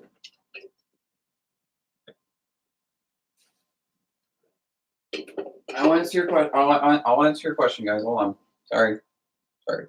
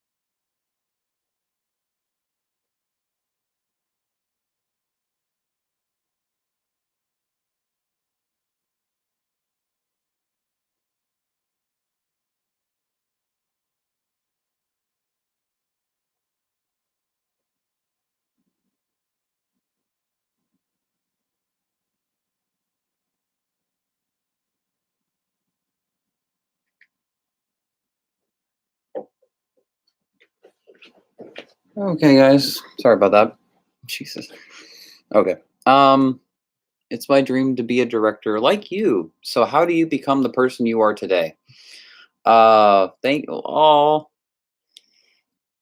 I love that I can inspire some people. That means everything to me, guys. I worked at a nursing home job a couple years ago, 2016 and 2017, and I helped the elderly, and it made me feel really happy. And then when I inspire you guys with my filmmaking, it just makes me feel really good, like I'm doing something good. But anyway, your question is your dream to be a director.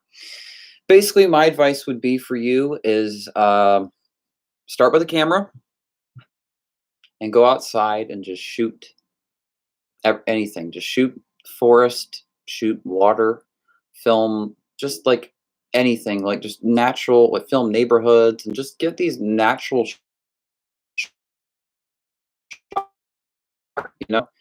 Then put that all in video editing software, save that into a folder and archive that as like archive footage.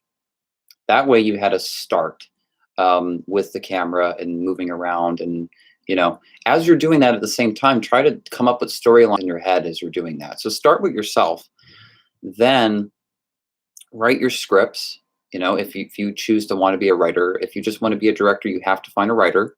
You know, um, I can't give you advice for a writer, honestly, because I write my film, so I've never have ever gone through that where I need another writer because I've been the I'm the writer of my film. So it's kind of like I don't yeah, yeah. But you can always ask someone around you if you have any friends that write any scripts that they have on the shelves that'll never be directed, and maybe maybe they'll want you to direct their script. You know, if you get that opportunity, talk to them. Then what you do is get the right editing software, which is Final Cut Pro, or Adobe After Effects, or Sony Vegas with Windows. Final Cut is for Mac. If you're a Windows user, use Adobe Premiere or Sony Vegas. Um, Definitely invest in the best editing format as possible, best features because it'll really enhance your films. And then what you do after that, and it's a lot goes into this. Bear with me. Oh, jeez. Um, and then you get the right camera equipment, you get tripods, get your SD cards. Be sure you have all the memory you need. Know how long your movie's going to be too. Know how much takes you're going to need. With the actors. Hire the cast. Whatever cast is available, take it. It's hard to find actors today. So if you got to change the writing because you can only get that person, do it. Like honestly, like it's so hard to get people today. Everybody is Everybody wants to be the star, you know? Nobody wants to be the separate star or whatever, you know? Um, Not separate star, but like, supporting star, you know? Um, so definitely pay attention to also who you're working with and their reliability, their schedule, and uh, kind of test it first. Their working schedule. So kind of pretend that you're going to be filming that day, but you're not. You know, and just to test to see how many show up. And it'll show you the ones that can make it, who can't, and then you'll know who you really need for that movie, and who will fall through and who won't fall through. Then you shoot the movie when you have everything all set. You build like the sets, like even if you film in your house, if you need to decorate your house with the way your movie looks visually, on Google or ask Siri, a lot of questions too. That's a great place to go to is Google search. Find a lot on there as well. Siri can tell you all this stuff now, or Alexa can tell you all this stuff now. You can pretty much be educated by Alexa or Siri. So definitely talk to them. They probably know some good sources of information. Know how to use lighting. Lighting's one of the most important things with a movie. So if you're filming like a dark set, be sure you have like really good lighting behind the camera, but you have to make sure that the lighting is all like natural. So that's why in my movies characters are holding flashlights and stuff, while you'll see characters on TV or movies like do that, because it's natural lighting and it's not forced and it doesn't feel like set lights. And the audience believes it more too. So you have to be kind of creative with your lighting as well, because lighting is really important. And it'll really, even if you have the most HD camera in the world, if your lighting isn't amazing, the quality will not appear as much. So you have to have great lighting. Um, Shoot the movie, film it, and then edit the movie in the software, your editing software. And then once you're done with that, put it on your YouTube channel. It may not get a bunch of responses right away. Don't take it personal. Of course, I have taken personal with certain films in the past, but don't take it personal. And you just learn from that, and you just keep growing from there. And then if people love that movie, then and you gain a lot of subscribers, then ask for donations and create your own website and sell merchandise and make money that way. Sell DVDs or whatever, and then make a sequel or another project, and you use that budget, money you made from that, into your next film. Try to get a partnership with Google, all that kind of stuff. And That's your step up of wanting to be a filmmaker. I think that's a great start. Other way you can is to just go to film school. You know, Go to film school and you know, um, learn from a film school teacher. You'll learn a lot. Probably things that I still don't know with movies that would be very helpful for me. I probably should go to film school. You know, so I would recommend it, especially if you've never taken any film classes back in middle school, high school. Um, Definitely go to film school. It's a 2-year thing. Just try it out. And that's a great way to meet like other people that want to be in movies and stuff. Go to like theaters around your area and ask like actors, theater actors, if they want to be a part of a nonprofit movie or a movie you're making. I don't know what profit or not. Multiple ways you can be ahead though. You have to set this outline.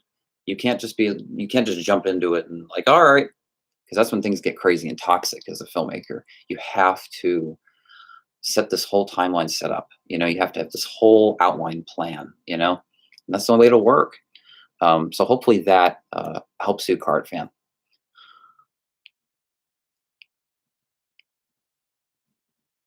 Um, Someday, would you like to collab with another YouTuber on a project film, for example, Star Wars Theory? Oh my god. Could you imagine if I worked with Star Wars Theory? If we would make the greatest Star Wars movie ever, I'm telling you that. Of course, we could never be Empire Strikes Back or the original film or Return of the Jedi. We could never be the original trilogy, but we would make a really awesome Star Wars film for sure. I would love to do something that would be expanded university. That's much more fascinating. And I'd love to do something of like Knights Old Republic storyline. I've always loved that, the Knights of the Old Republic. I'd love to make a film or series of that, a live action of Knights of the Old Republic. Would love to see something like that, and like do something really smart, you know. But yeah, that would be pretty cool. Are you going to Area 51 raid, or is this already a dead mummy? I've heard about the Area 51 raid. I know. I've been hearing about that lately, and I would go if the security there wasn't so gun happy friendly, if they were just the security guards that just were like, "Yep," then maybe. But they take that very seriously, people that go there. But finally, about time, us people are like, "Yeah, show us what's going on, Area 51. We're tired of the lies." You know. So that is pretty cool. But no, I'm not going to the Area 51 raid, but sounds awesome, really awesome. That sounds really cool. And you know, that's just us, like American people. Like, yeah, we want to know the secrets of this world. Anyway, dead meme dude, time to let it go. Yeah, you're right. Now just keep on getting the first person to have done this memes, that or naked thoughts in the thumbnail. Question: when are you going to do more reaction videos? I already told you, Aaron, yesterday. I'm going to do more reaction videos when I'm much more available. When I'm done filming, doing much more reviews of my films. So just be patient. You know. Um, how do you edit your reactions? I'll film me watching the trailer. Then I'll use like QuickTime's screen capture of the trailer, and then I'll put that together in my videos, like kind of like the split screen kind of picture in picture thing on iMovie, and it's pretty simple. It's not too hard to edit, and it's fun, and it's fun because you're constantly editing your reaction to this trailer and trying to time it right. It's pretty fun. It's pretty fun. Um, I have scripts of my own for movies that I would love to make someday. Would it be possible to ever show these to see what you think? Hold on, guys.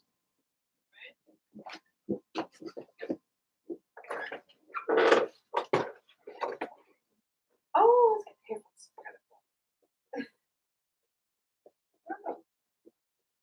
Okay, well, hold it.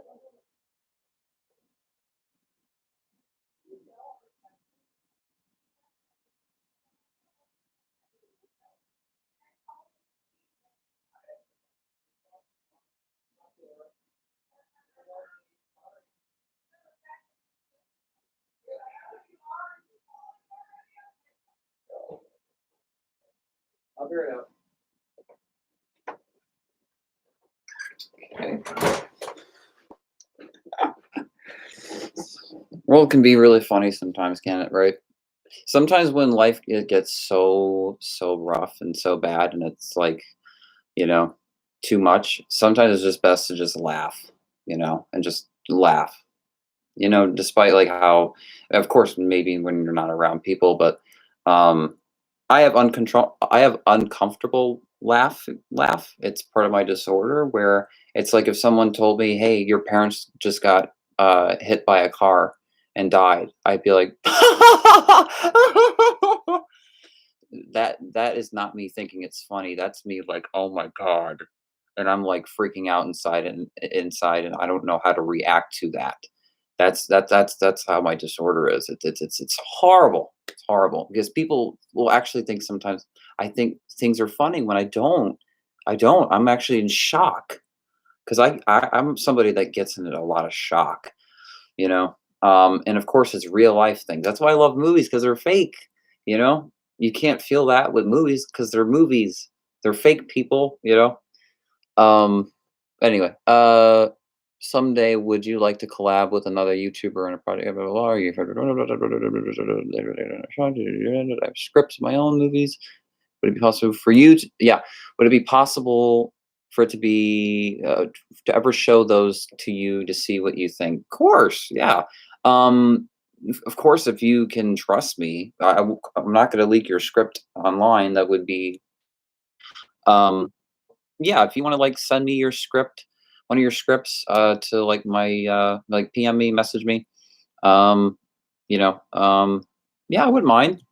And you want to, if you want to get my opinion, but um, there's basically pretty much every writer and director has creative differences with each other. So don't don't listen to me 100% with my opinion of whatever I say of your script, because it might just be my personal opinion interpretation of what you wrote. Doesn't mean it's bad, um uh what's the most scared you've ever been by a film? Hmm. Um. Oh wow. Sorry, my headache. Sorry, guys, I have a headache. I'm so sorry. I get these migraines sometimes that there's like I don't know if you call them migraines. I don't know what they are. That's just it happens sometimes. I don't get it. But apparently, my mom got these at her age. She told me that she had random migraines, or had these headaches, when she was my age. So I guess it's normal. Um, uh, uh, let's see. Won't you do live reaction? Yeah, I would love to do a live reaction. You guys let me know just what you guys would like me to do a live reaction of, because I always love to do just like a reaction vid and put the video there and upload it, and multiple people can like it and have time to comment and have time to watch the reaction video. Like maybe not everybody's gonna be there for the live stream. You know what I mean? I'd rather live stream where I'm just talking to you guys, like this, rather than doing something that's like a reaction thing. I'd rather make a video and put it together and stuff. But I'm never gonna be against the idea. Um, What's the most okay? But the most scared I've ever been in by a film. This is a really good question. Halloween H2O. When I was 4 years old, when I was too young to see that movie. I didn't see it in the theater. I watched it on VHS, but that was really, really scary. That was really scary. Halloween H2O. As an adult, it's still scary, but it's not um, uh, as scary as it was when I was a kid, 4 years old. Um, but yeah, yeah, I've been watching Michael Myers since I was that young, you know. Um, but did I turn into a psychopathic murderer? No. Scared the most of a movie? Well, yes, Halloween H2O, and then I'll say that Sinister 2. When I first saw that scene, remember with those old video clips, so basically the Sinister films when they show like those old 60 millimeter grainy footage and there's no sound, and it's just you see like oh, and those crocodiles and like those um what were those rats that went into their belly, and like they were those persons had fire in them, and then like the rats would eat into their belly to try to like get out, and then you see them like get out and they're like all like go like I remember being really unsettled by that. I was like, damn, I didn't expect that from the Sinister movies for me to feel unsettled. The first movie starts with the 60 millimeter footage of them of people with these bag masks on them. They're being hung, a family being hung, and like you see the like this slow motion of it, and then you see them starting to react, and you see them all kicking, and it's like, oh my god, that kind of horror filmmaking is brilliant because it feels so real and it actually affects me. Um, Another would be Texas Chainsaw Massacre, Exorcist, um, uh, Friday the 13th never really scared me. Nightmare on Elm Street did a little bit, just a little bit. More of the earlier films, the first two movies. Uh, And Hills of Eyes was pretty scary. That remake scared the hell out of me when I was a kid. I was 10 when I saw that, and it was like really scary for me at that age. I remember the Hills of Eyes remake scared the hell out of me. I just remember being so freaked out by it. Um, I remember just like I had so much chills just watching that for the first time. Um, and When a Stranger Calls was really scary when I saw that. But I was 10 years old when I was seeing these films, so. But When a Stranger Calls was pretty good. Like, it's too bad they didn't make a sequel to it. I really was hoping that was seriously one of the most wished sequels that I hope they would have made. Like one of the sequels I wish they would have made would have been When a Stranger Calls 2, but they would have changed it to When a Stranger Returns, and did something a little more like R-rated ish and more, gritty and darker, I think that would have been really cool.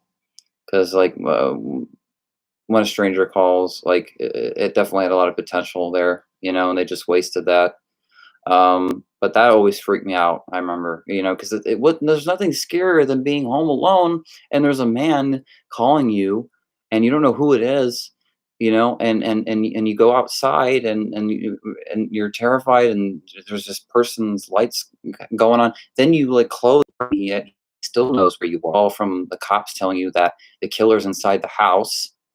I mean, that stuff really is freaky. That's the kind of stuff that really gets me, that really scares me, is stuff that could happen. The Strangers is really up there.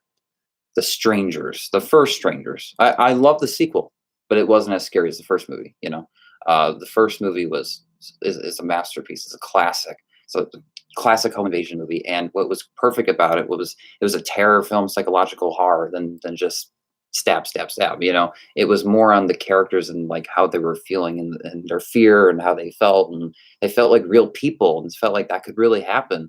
And it was something so chilling about it. And it's so scary because at the end of that movie, it opens in broad daylight, and the couple, they're bleeding, and then they get stabbed, and what's so messed up about the strangers, they reveal who they look like as they're killing them. It's like they wanted to be mysterious up until they die. And many of us are like, okay, well, if I'm going to be killed by somebody, I don't want to know what they look like. You don't want to know what they look like, right? It's better to not know, um, because like even at that was always so chilling in Scream season 3, with the killer reveal, when you guys know what I'm talking about, that moment if you guys seen season 3. But that stuff is always so chilling to know like who killed you before you die is something so scary, you know.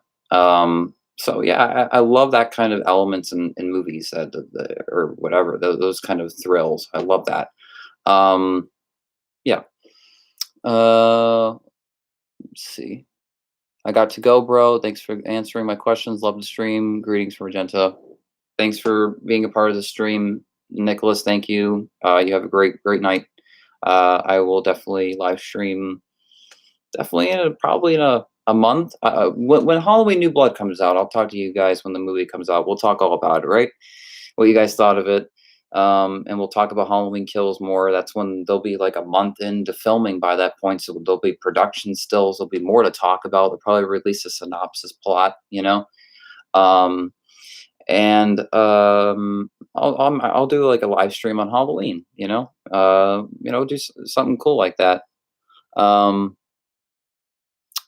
I suffer from headaches as well. I usually have to sleep them off. Yeah, me too. Me too. I have to just sleep them off. That's the only way that it goes away in many ways. Oh, um, I suffer from headache. Oh yeah. Sev Pro Wisconsin says hi. Hey, cool. Yeah, I moved out here to PA a couple years ago. Now a PA citizen. And I like it. I like it. More of a life here than it was in Wisconsin. But I always have great memories of Wisconsin, and a lot of who I wouldn't be who I am today without Wisconsin. Um, so, but let's see. Yep. So now it's been about 2 hours into my live stream, guys. So if you have any last questions, ask them now because I'm going to get off here soon. I'm going to get something to eat and, you know, watch stuff on Netflix. There's nothing better than just sitting back and watching stuff on Netflix. Seriously, like I love making movies. I love writing and doing all this other stuff. It's great. But watching stuff on Netflix is like one of the greatest feelings ever. Especially when they have all these episodes like at once. You don't have to wait a week. Or sit through commercials.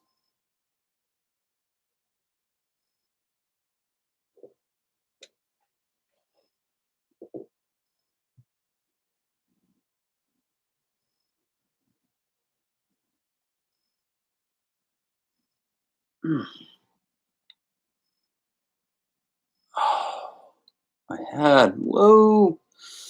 Sorry. I just watched a really creepy film on Netflix last night called In the Eyes of My Mother. Mm.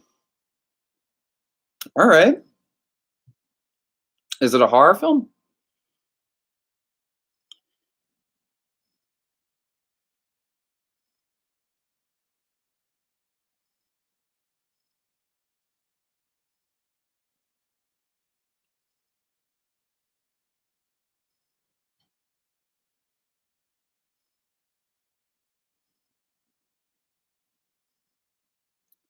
I tell you something crazy that like blew my mind.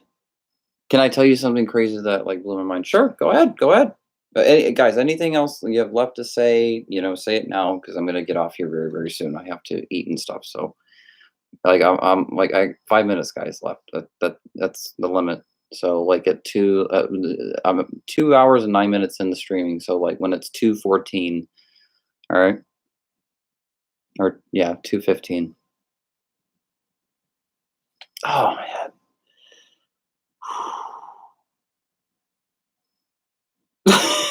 You guys never see me like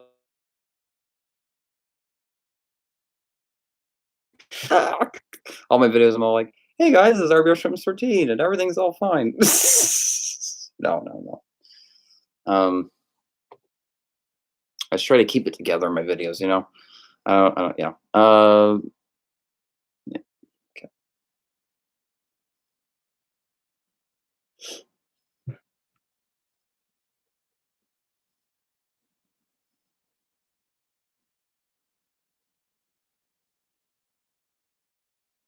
Okay, so you discovered me on YouTube and thought I was awesome, and then realized my dad that your dad knows my family, and they told you about me, and I was like, "Whoa, you know him? Oh, are you the guy that my dad was talking about? That like you're are you that kid that wanted advice about movies? Are you the one that my dad was talking about? Um, yeah, I remember my dad telling me he had a coworker that had a kid that wanted to know more about movies and stuff. I was right. I knew I was right. Yep. Yeah, yeah. I mean, just message me on Facebook or Twitter, and ask, message me and ask stuff about movies, movie advice, and I'll get back to you. So,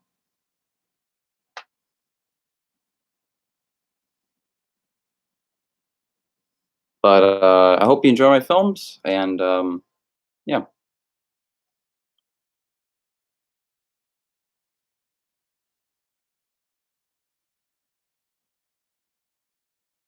weird. And I was like really excited and just wanted to say you're awesome. Oh yeah, thank you, card fan. I really, really appreciate that. That's awesome.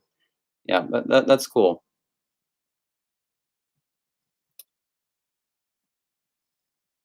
I know it's not weird. No. Can I stream tomorrow? No, no, no. I have a birthday thing tomorrow. I think I'm going to. No, no, no.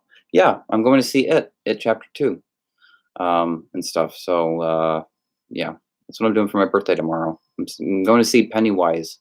on the big screen. So yeah, I can't stream tomorrow.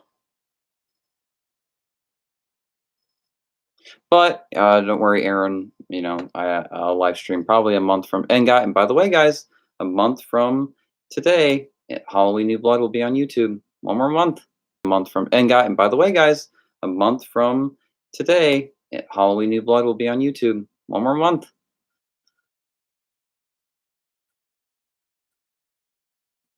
Of course, I'll do a review of it. I just said that. I mean, I said that a while ago.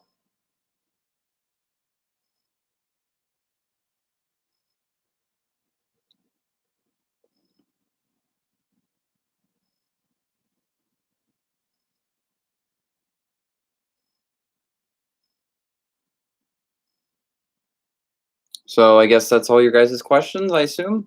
I guess that's it, guys. I'll give it another minute, see if anybody else sends any other messages, or or asks any questions.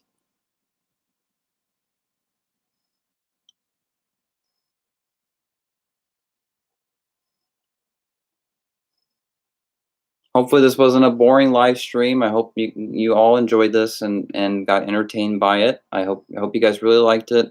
I wanted this to just be a fun live stream on a Saturday night. Day after my birthday, day after Friday 13th. I think it's pretty cool.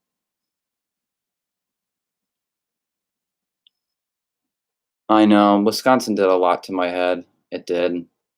It did a lot to my head. Oh, Wisconsin was just guys, like, if you never lived in Wisconsin, if you've never lived in Wisconsin and you're thinking about moving there, don't. That's one of the least places I'd recommend to live. Um, it's terrible. Um, yeah.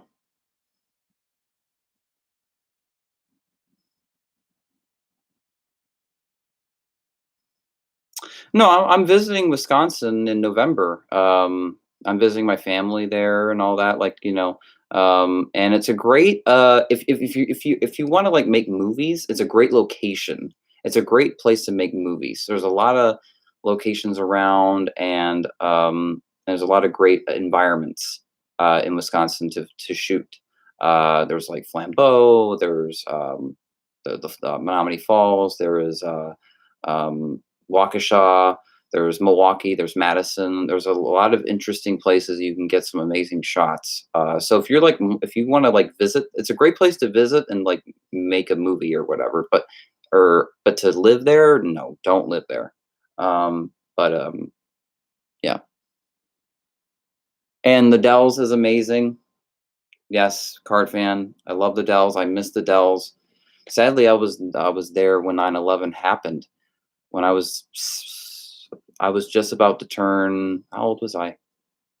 I was just about to turn 6. 2 days I was about to turn 6, and 9/11 happened, and I was there, watching the TV, the planes, and the towers going down, and it will forever be the most heartbreaking moment of my life, the saddest moment of my life.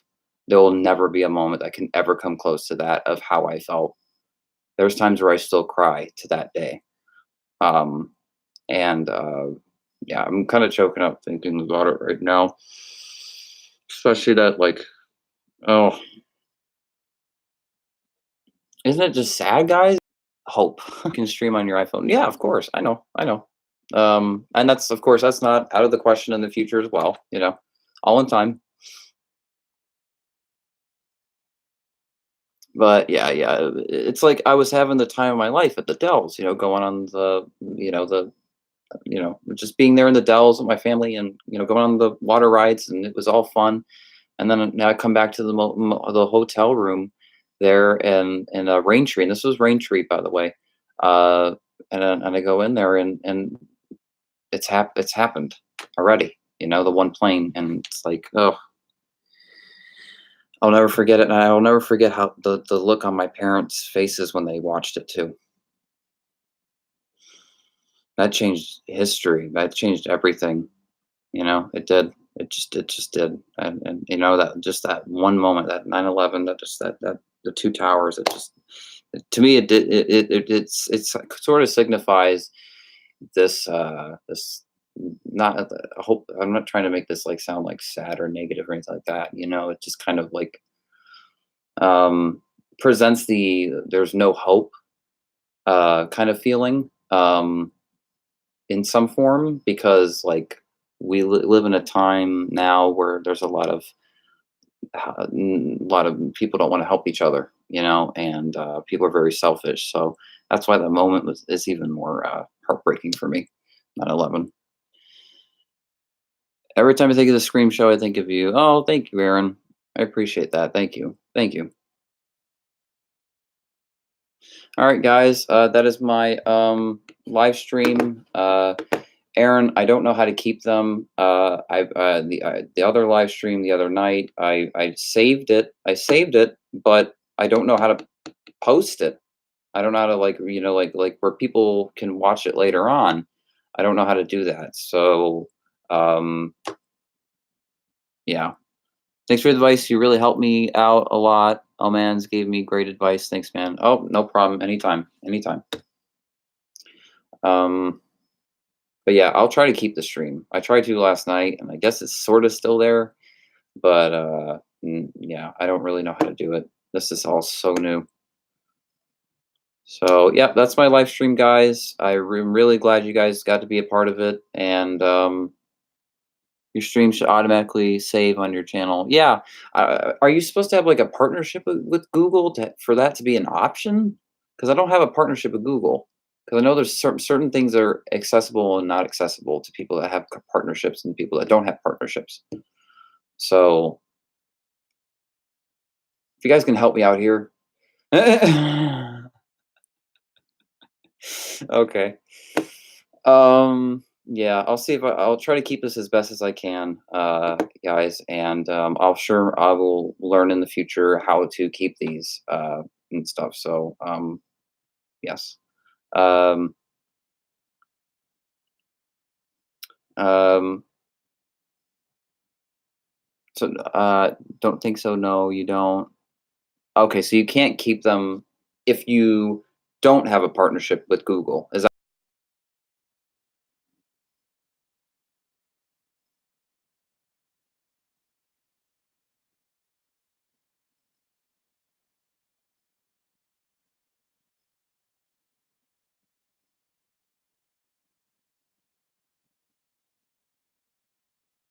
I know I'm a little slow, guys. Yeah. So I'm sorry if I'm not picking up what you guys are saying.